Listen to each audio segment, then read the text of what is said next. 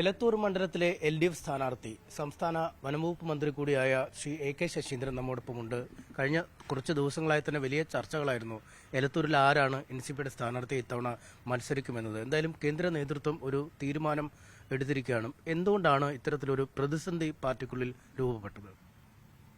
പാർട്ടിക്കുള്ളിൽ സ്ഥാനാർത്ഥി നിർണയം സംബന്ധിച്ച് പ്രതിസന്ധിയുണ്ട് എന്നത് വാർത്തകൾ മാത്രമാണ്. എന്നാൽ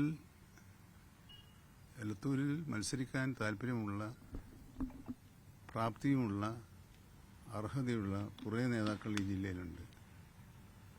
അതിൽ പ്രമുഖ സ്ഥാനത്ത് നിൽക്കുന്ന രണ്ടുപേരാണ്.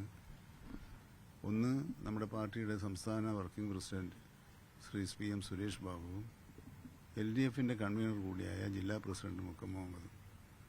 അതിൽ ജില്ലയിലെ ജില്ലാ കമ്മിറ്റിക്ക് മുക്കം മുഹമ്മദ് മത്സരിക്കുന്നത് ഉചിതമായിരിക്കുമെന്നൊരു അഭിപ്രായം. ഈ അഭിപ്രായം പറയാനും അത് ബന്ധപ്പെട്ടവരെ അറിയിക്കാനുമുള്ള എല്ലാ അവകാശവും സ്വാതന്ത്ര്യവും ജില്ലാ കമ്മിറ്റിക്കുണ്ട്. അത് ചെയ്തു എന്നതിനപ്പുറത്തേക്ക് മറ്റെന്തെങ്കിലും ഒരു കുറ്റം അവർ ചെയ്തതായി എനിക്ക് തോന്നിയിട്ടില്ല. നമ്മളെപ്പോലുള്ളൊരു പാർട്ടിയിൽ അത്തരം അഭിപ്രായങ്ങൾ മാധ്യമങ്ങളിൽ എത്തുന്നതും സാധാരണമാണ്. ഇപ്പോൾ ഞങ്ങളെപ്പോലുള്ള പാർട്ടിയിൽ മാത്രമല്ല, എല്ലാ പാർട്ടിയിലുമുള്ള ഇത്തരം പ്രശ്നങ്ങൾ പരസ്യമായി കൊണ്ടിരിക്കുന്ന ഒരു സാഹചര്യത്തിൽ ഞങ്ങൾക്ക് മാത്രമായി ഒരു ഇരുമ്പുറക്കുള്ളിൽ അതൊക്കെ ചെയ്യണമെന്ന് നിർബന്ധിക്കാൻ സാധിക്കുന്ന കാര്യമല്ല. പക്ഷേ അവർക്കുള്ള അഭിപ്രായം പറയാനുള്ള സ്വാതന്ത്ര്യമുണ്ട്. അത് പറയേണ്ട സ്ഥലത്ത് പറയുകയും അറിയിക്കേണ്ടവരെ അറിയിക്കുകയും ചെയ്തിട്ടുണ്ട്. അപ്പോൾ ഞങ്ങളാകെ മത്സരിക്കുന്നത് 3 സീറ്റിലാണ്.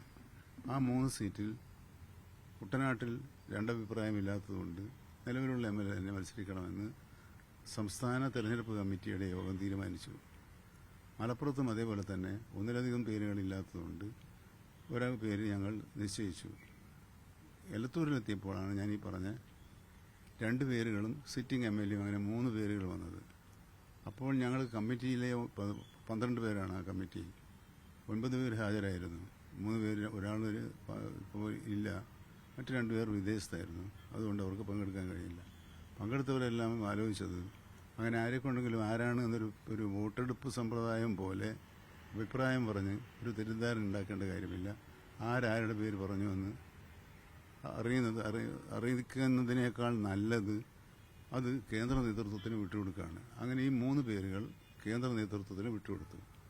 കേന്ദ്ര പാർലമെന്ററി ബോർഡിന്റെ അധ്യക്ഷൻ, പാർട്ടിയുടെ അധ്യക്ഷൻ ശ്രീ ശരത് പവാറാണ്.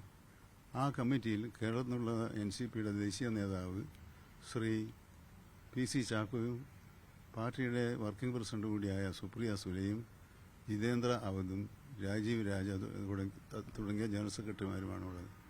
ആ കമ്മിറ്റിയാണ് ഇന്നലെ രാവിലെ യോഗം ചേർന്ന് അവർ എല്ലാ കാര്യങ്ങളും പരിശോധിച്ച് ഇപ്പോഴത്തെ MLA തന്നെ സ്ഥാനാർത്ഥിയായി തുടരുന്നതാണ് വിജയസാധ്യത കൂടുതലുള്ളത് എന്നായിരിക്കാം അവർ കണ്ടെത്തിയിട്ടുണ്ടാവുക. ആ കണ്ടെത്തലിന്റെ അടിസ്ഥാനത്തിൽ അവർ ഞാൻ മത്സരിക്കാനെന്ന് തീരുമാനിക്കുകയും ആ തീരുമാനം സംസ്ഥാന ഘടകത്തെയും ഇടതുപക്ഷ ജനാധിപത്യ മുന്നണിയെയും അറിയിക്കുകയും ചെയ്തു. അതൊരു സ്വാഭാവികമായി നടന്നൊരു കാര്യമാണ്.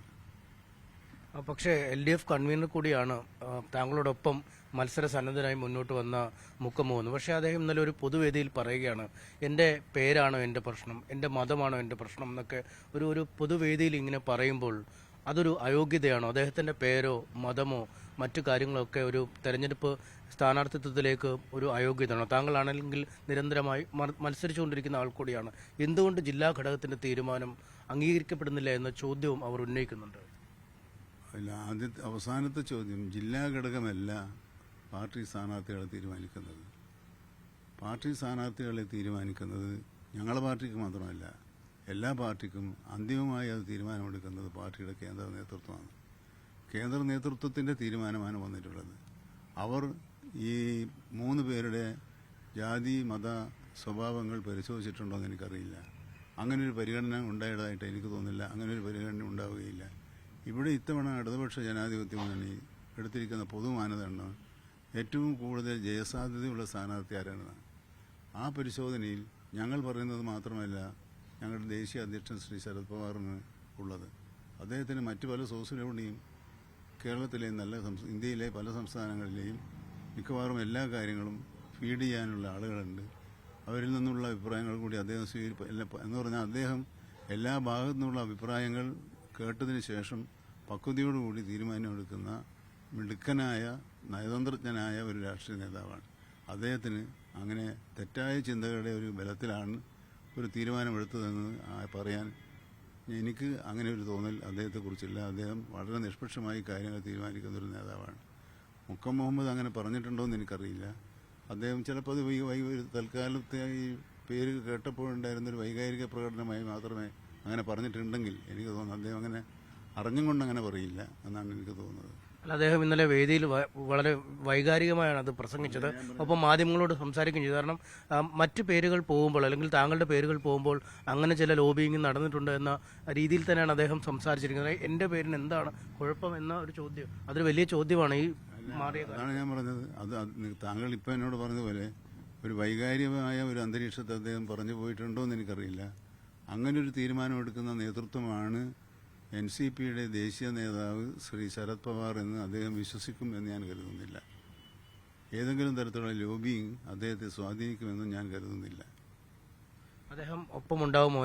ഇപ്പോൾ ഈ അഭിപ്രായ ഭിന്നതകൾ മൂലം മറുവശത്തായി നിൽക്കുന്ന, മറുവശത്തെന്ന് പോലും പറയാൻ പറ്റില്ല, പാർട്ടിയിലെ രണ്ട് ചേരിയും അവർക്ക് ഒപ്പമുണ്ടാകുമെന്ന് കരുതുന്നുണ്ട്. അവരോട് താങ്കൾ സംസാരില്ല. അദ്ദേഹം തന്നെ ഇന്നലെ പറഞ്ഞല്ലോ, ഞാൻ ഇടതുപക്ഷ ജനാധിപത്യ മുന്നണിയുടെ കൺവീനർ എന്നുള്ള നിലയിൽ എൻ്റെ കടമകൾ നിർവഹിക്കുമെന്ന് അദ്ദേഹം പറഞ്ഞിട്ടുണ്ടല്ലോ. പാർട്ടിയുടെ കേന്ദ്ര നേതൃത്വത്തിന്റെ തീരുമാനം തൽക്കാലം നമുക്ക് അംഗീകരിക്കേണ്ടി വരുമെന്ന് അദ്ദേഹം പറഞ്ഞതായിട്ടാണ് താങ്കൾ പറഞ്ഞതുപോലെ ഞാൻ മനസ്സിലാക്കിയിട്ടുള്ളത്. ഞാൻ അദ്ദേഹവുമായി സംസാരിച്ചിരുന്നു. അദ്ദേഹത്തിൻ്റെ സഹായം ഞാൻ അഭ്യർത്ഥിച്ചിട്ടുണ്ട്. അദ്ദേഹം അതിന് വളരെ അനുകൂലമായ ഒരു മറുപടിയാണ് എനിക്ക് തന്നിട്ടുള്ളത്. ഒപ്പം അദ്ദേഹം ഉണ്ടാവും, കൺവീനർ എന്ന ആള്. അദ്ദേഹം എൻ്റെ കൂടെ എന്നല്ല, ഈ ജില്ലയിലെ 13 ഇടതുപക്ഷ ജനാധിപത്യ മുന്നണി സ്ഥാനാർത്ഥികളെ വിജയിപ്പിക്കുന്നതിൻ്റെ ഭാരിച്ച ഉത്തരവാദിത്തമുള്ളത് കൺവീനർ എന്നുള്ള നിലക്ക് ശ്രീ മുക്കം മുഹമ്മദിനാണ്. അത്തരം ഉത്തരവാദിത്തത്തിൽ നിന്ന് ഒളിച്ചോടുന്ന ഒരു വ്യക്തിത്വമല്ല ശ്രീ മുക്കം മുഹമ്മദിനുള്ളത്. ഉറച്ച രാഷ്ട്രീയ വിശ്വാസവും വീക്ഷണവുമുള്ള ഒരു രാഷ്ട്രീയ നേതാവാണ് അദ്ദേഹം. അദ്ദേഹം LDFന് ദോഷം ചെയ്യുന്ന ഒരു കാര്യവും ചെയ്യുമെന്ന് ഞാൻ സ്വപ്നത്തിൽ പോലും ചിന്തിക്കുന്നില്ല. ഈ എലത്തൂര് ഇടതുപക്ഷത്തിന് ഉറച്ച വിജയപ്രതീക്ഷയുള്ളൊരു മണ്ഡലമാണ്. താങ്കളാണെങ്കിൽ ഭൂരിപക്ഷം വർദ്ധിച്ചുകൊണ്ടേയിരിക്കുന്ന ഒരു സാഹചര്യം. പക്ഷേ ഇത്തവണ കോൺഗ്രസ് സീറ്റ് ഏറ്റെടുക്കുന്നു, കോൺഗ്രസിന്റെ സ്ഥാനാർത്ഥി തന്നെ വരും എന്നാണ് അറിയുന്നത്. ഈ തദ്ദേശ ഭരണ തെരഞ്ഞെടുപ്പിലടക്കമൊക്കെ ചെറിയ മാറ്റങ്ങൾ അല്ലെങ്കിൽ വോട്ട് വ്യത്യാസമൊക്കെ വന്നിട്ടുണ്ട്. എലത്തൂരിലൊരു വിജയ സാധ്യത എങ്ങനെയാണ്? ആ ഭൂരിപക്ഷം അതേപടി നിലനിർത്താൻ കഴിയുമോ? എലത്തൂരിൽ ഇടതുപക്ഷ ജനാധിപത്യ മുന്നണിക്ക് ശക്തമായ വേരോട്ടമുള്ളൊരു പ്രദേശമാണ്.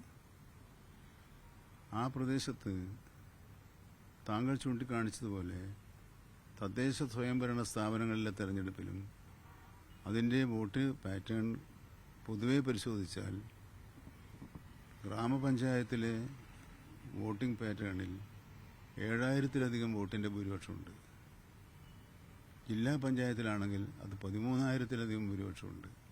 അതുകൊണ്ട് തന്നെ ഈ രണ്ട് അളവുകൾ ഉപയോഗിച്ച് തെരഞ്ഞെടുപ്പ് ഫലത്തെ വിലയിരുത്തിയാലും ഇടതുപക്ഷ ജനാധിപത്യ മുന്നണി എന്ന രാഷ്ട്രീയ കോട്ടയിലേക്ക് കടന്നു കയറാൻ ഒരു ശക്തിക്കും കഴിയുമെന്ന് ഞാൻ വിചാരിക്കുന്നില്ല.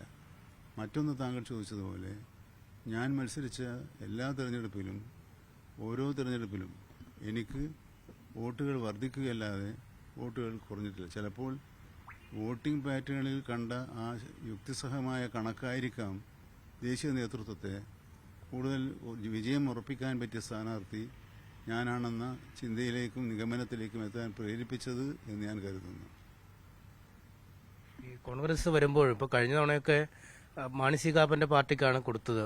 അദ്ദേഹം വളരെ പെട്ടെന്നാണ് കളത്തിലേക്കൊക്കെ എത്തിയത്. പക്ഷേ തവണ കോൺഗ്രസ് സീറ്റ് ഏറ്റെടുക്കുന്നു എന്നത് ഒരു മത്സരത്തിന്റെ കാഠിന്യം കൂട്ടുമെന്ന് കരുതുന്നുണ്ടോ? മത്സരത്തിന്റെ സ്വഭാവത്തിൽ മാറ്റം ഉണ്ടാവും, എന്നല്ലാതെ കാഠിന്യം കൂട്ടാൻ സാധിക്കുമെന്ന് എനിക്ക് തോന്നുന്നില്ല.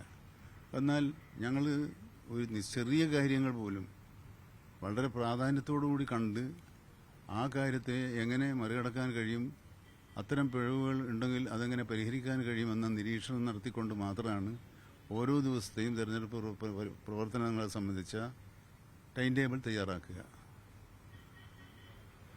എന്തായാലും തികഞ്ഞ വിജയപ്രതീക്ഷ തന്നെയാണ് എലത്തൂരിലുള്ളത്. കഴിഞ്ഞ കുറച്ച് തെരഞ്ഞെടുപ്പുകളായി വോട്ട് വിഹിതം ഓരോ തവണയും വർദ്ധിപ്പിച്ചുകൊണ്ടിരിക്കുകയാണ് മന്ത്രി എ കെ ശശീന്ദ്രൻ. അവിടെ ഒപ്പം പാർട്ടിയിലെ ഈ അഭിപ്രായ ഭിന്നതകൾ അല്ലെങ്കിൽ ഭിന്നസ്വരങ്ങൾ തെരഞ്ഞെടുപ്പ് വിജയത്തെ ബാധിക്കില്ല. മുക്കം മുഹമ്മദ് അടക്കമുള്ള ആളുകൾ ഒപ്പം ഉണ്ടാവും തെരഞ്ഞെടുപ്പ് പ്രചാരണത്തിന് എന്നാണ് അദ്ദേഹം കൃത്യമായി തന്നെ കരുതുന്നത്.